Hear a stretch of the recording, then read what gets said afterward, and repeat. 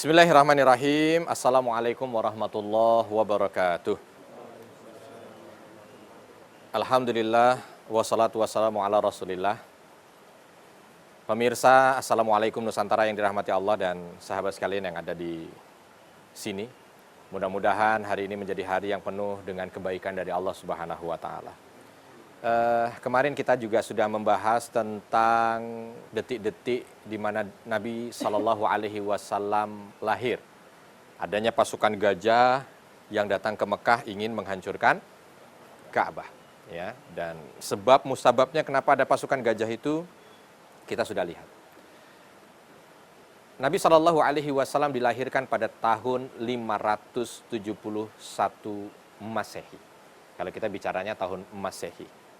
Jadi kurang lebih jaraknya sekitar 500 sekian tahun ya dari diangkatnya Nabi Isa alaihi salam ke langit.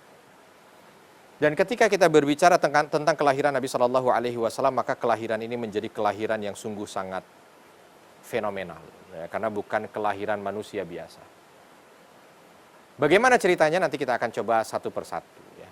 Yang jelas di saat Aminah mengandung, beliau menyampaikan bahwa aku tidak pernah merasakan rasa sakit seperti yang dirasakan oleh orang-orang yang katanya mengandung tadi. Biasanya kan kalau kita ngelihat orang mengandung atau dengar cerita orang yang mengandung itu berat gitu ya. Wahnan ala wahnin bahasanya. Makin berat, makin berat. Tapi itu tidak pernah dirasakan oleh Aminah. Aminah tidak pernah merasakan itu. Bahkan ketika itu lahir, seolah dari rahim beliau itu memancarkan cahaya. Dan ini bukan sembarangan.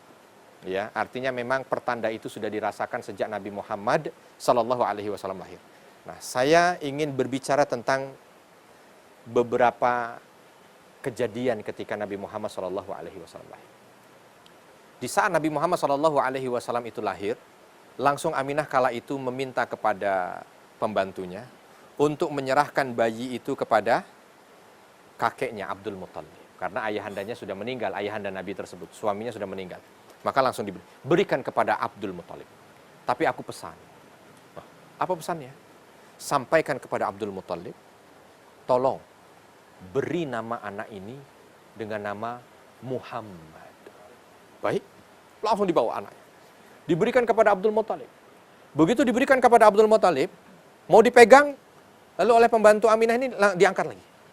Kenapa tidak jadi? Sebentar, ada pesan dari ibunda bayi ini. Apa dia pesannya?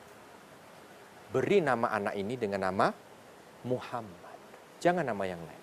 Mendengar kalimat itu Abdul Muttalib kaget luar biasa. Hah? Siapa yang meminta? Aminah. Ibunya minta begini? Iya.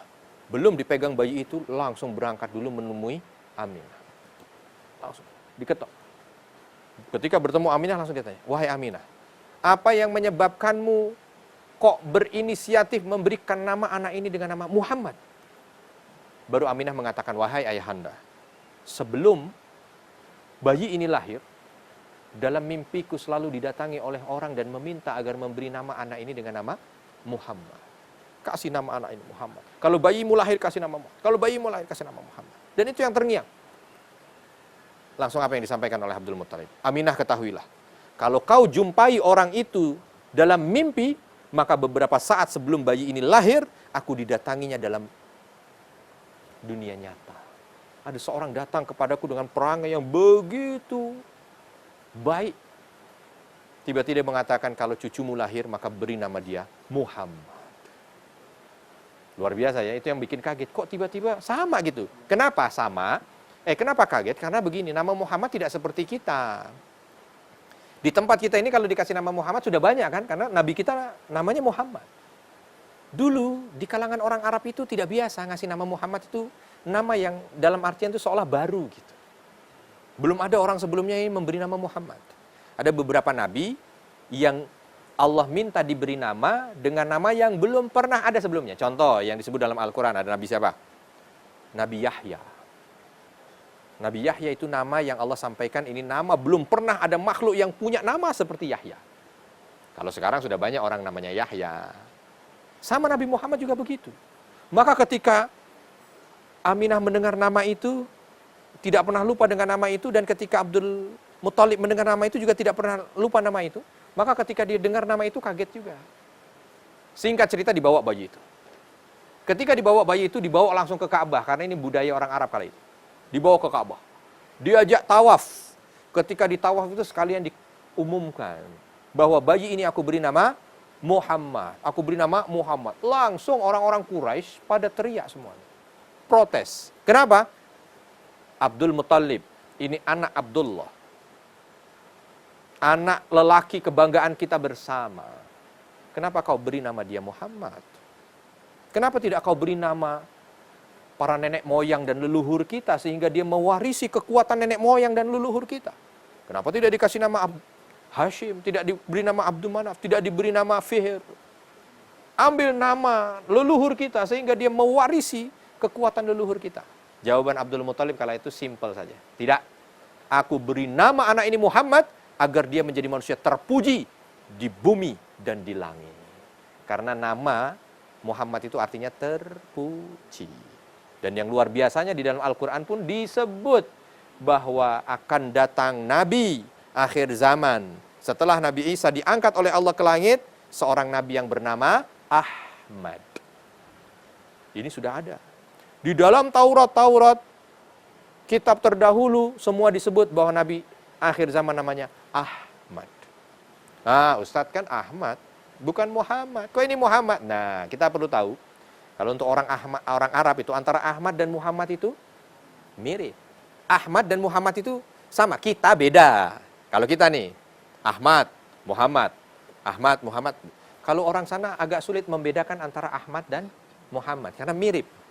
Seperti kalau mungkin di tempat kita ini Joko dan Jaka. Joko, Jaka. Mirip kan? Sama kan? Tadi datang Joko. Jaka, Jaka lah, Jaka, Joko. Kenapa? Mirip gitu. Ya. Nah, ini Ahmad dan Muhammad mirip. Maka bukan berarti yang disampaikan dalam Al-Quran lalu tidak bertepatan dengan apa yang diterima oleh Nabi Muhammad. Tidak. Sama. Dan ternyata yang luar biasa, peristiwa-peristiwa luar biasa ini memang bukan hanya 1-2 di kelahiran baginda Nabi SAW. Ini hanya sekian saja dari sesuatu yang Masya Allah merupakan bahagian yang ini merupakan tuntunan langsung dari Allah Subhanahu Wa Taala. Lalu apalagi yang dialami oleh baginda Nabi SAW selepas dari beliau lahir, insya Allah akan kita bahas selepas ini.